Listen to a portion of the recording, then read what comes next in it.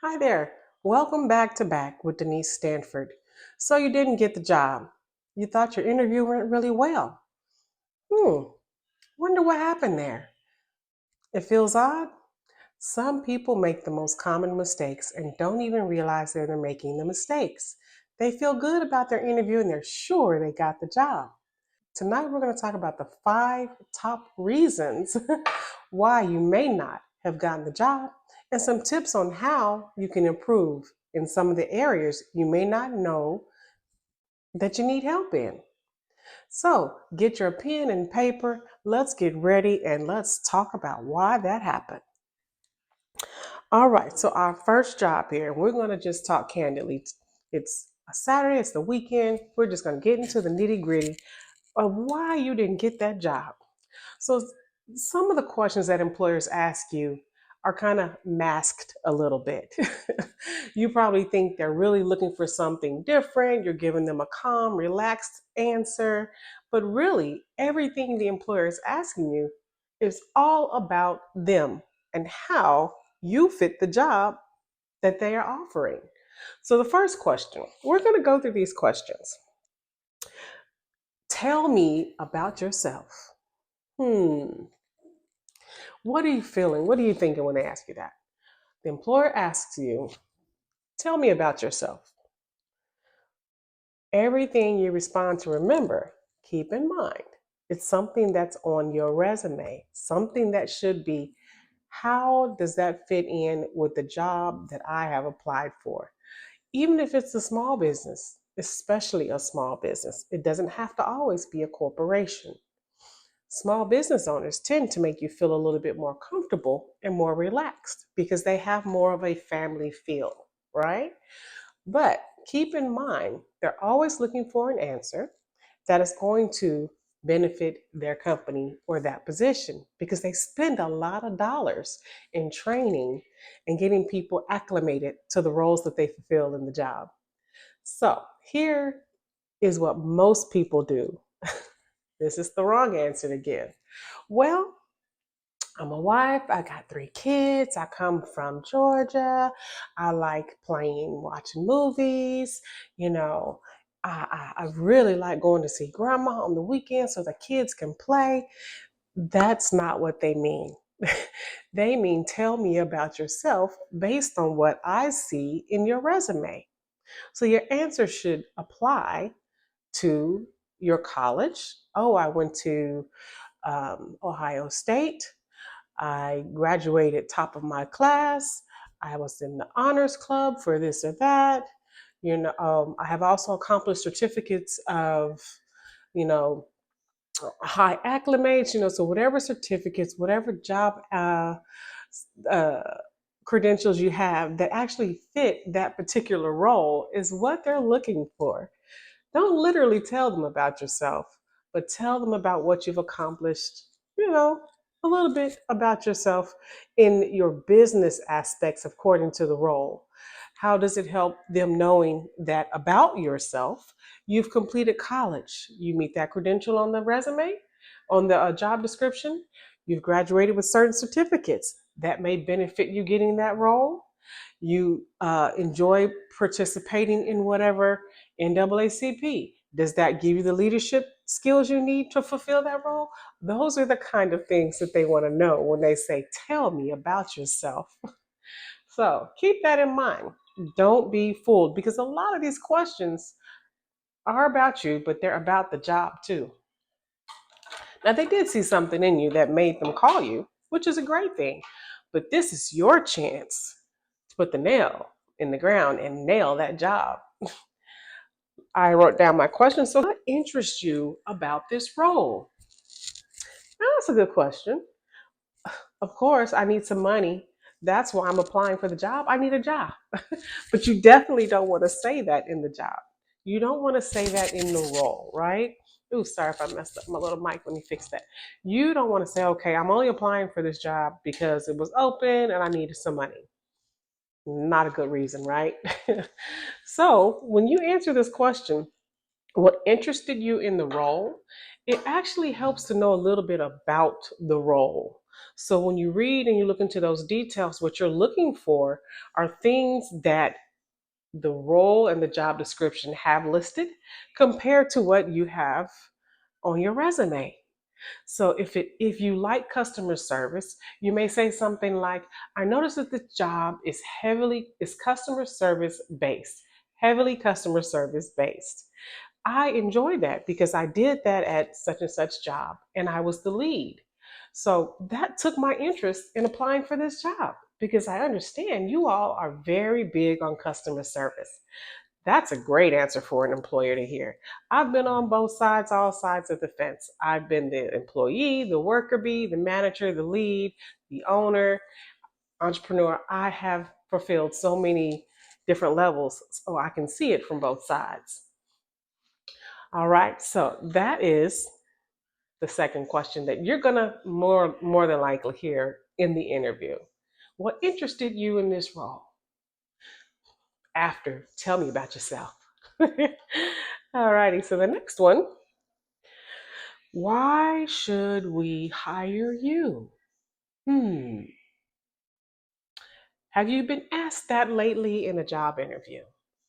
Why should we hire you?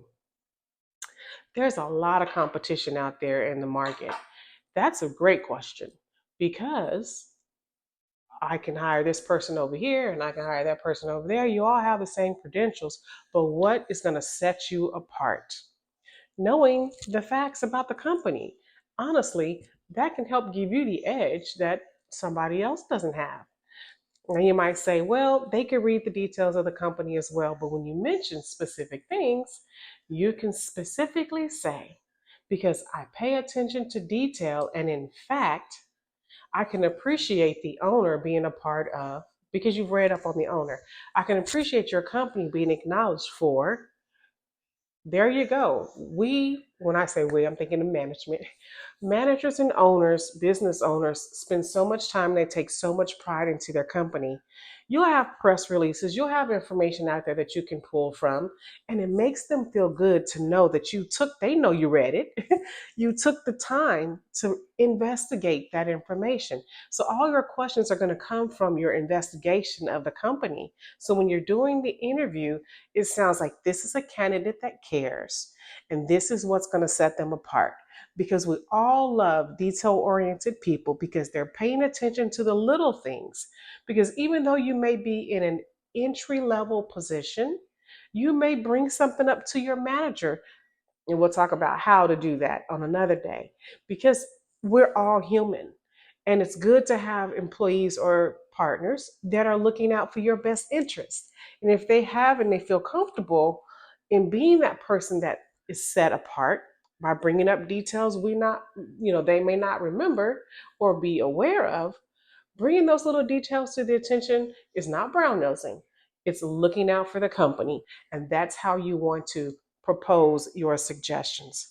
Well, I know the company likes this. And so I found this information here that we may want to take another look at. Just sharing it with you. That I was going to say something else, but that's another conversation. But set yourself apart by knowing the details of the company. Why should we hire you? Because I pay attention to details. And matter of fact, I noticed that your company, blah, blah, blah. And then be like, oh, wow, I didn't even know that. So that's a little tip in your pocket there. All righty, then our next one. So the fourth question that you need to be aware of in reference to doing an interview. Sometimes you may encounter employers that will ask you, what are your salary expectations? So before you get into your interview, based upon the ad for the job, what is required, look up, if not already listed, what salary they are, expecting to pay. Look up the salary ranges for that particular job so you know exactly what your flexibility is in that area. Now, even though the job is posted for a certain amount, that doesn't mean you have to accept that amount. Now, consider an interview now the employer is interviewing you, but you are also interviewing the employer because you want to make sure this is a position and a job at a company that you want to work for. Because if you don't make sure, then you're not going to be happy throughout the time that you're there, because you'll be feeling like, oh, I should have asked for a higher salary because I know my resume supports it. So do it in the beginning versus waiting until a year on down the line and you never get that expected amount that you wanted. So also consider not just the base salary, you want to consider benefits. What type of benefits are available? How much is the company going to pay compared to how much you will pay? Is it just medical, dental, vision, or do they offer profit sharing, which is very rare these days?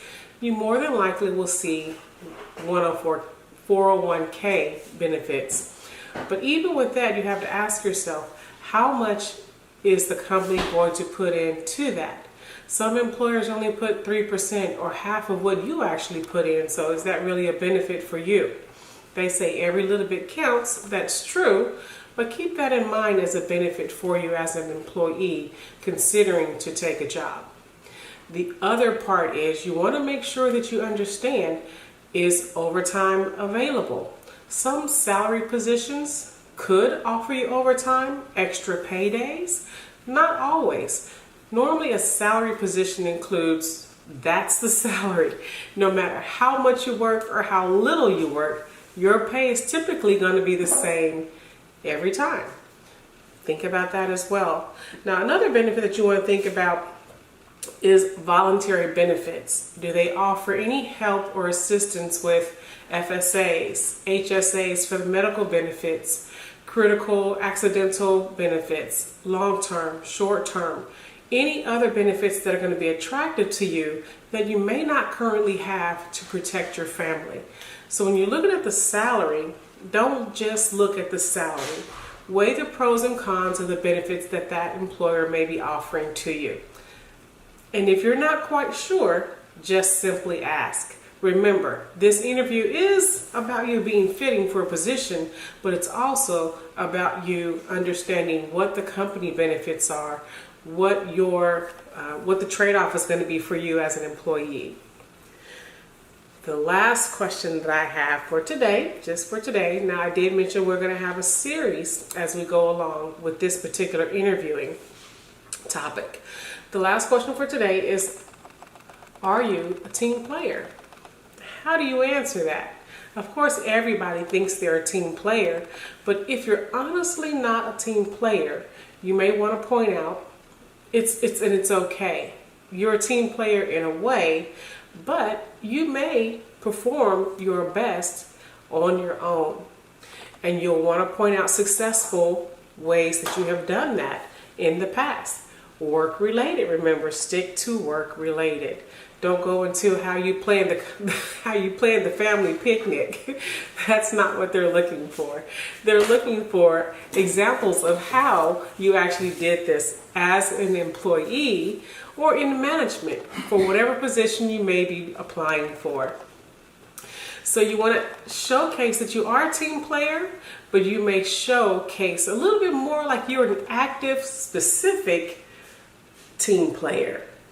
Every team has players that play a specific part. So that means you are a team player, but you prefer to do your part a little bit more solo, right? So that's not a bad thing.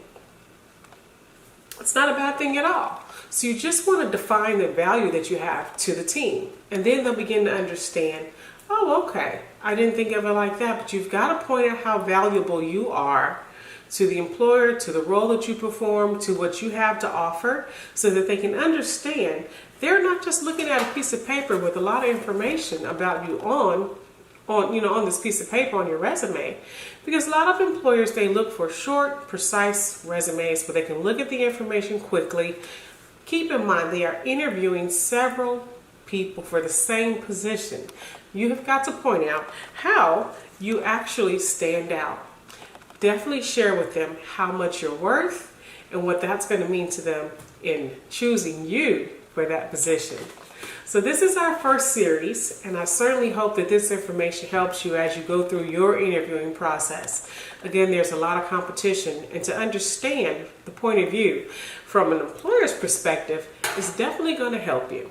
Like I said, I've been on both sides of the fence, and I certainly understand how nerve-wracking it can be. But keep these tips in mind, I think you'll be just fine. This has been Denice Stanford with the Business Alliance Center, and I'll see you next time. And if you're interested in our videos, if they've helped you today, please hit that like button and subscribe. Share the videos and hit the bell for a notification, and I'll see you next time.